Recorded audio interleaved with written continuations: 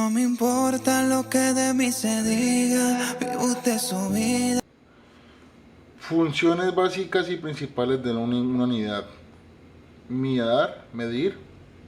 En ohmios, el embobinado de interno de la unidad que encontramos a este lado.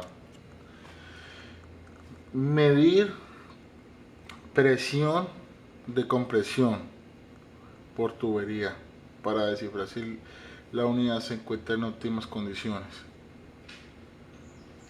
Y por último, ante todo, que esté en buen mantenimiento, en buena limpieza.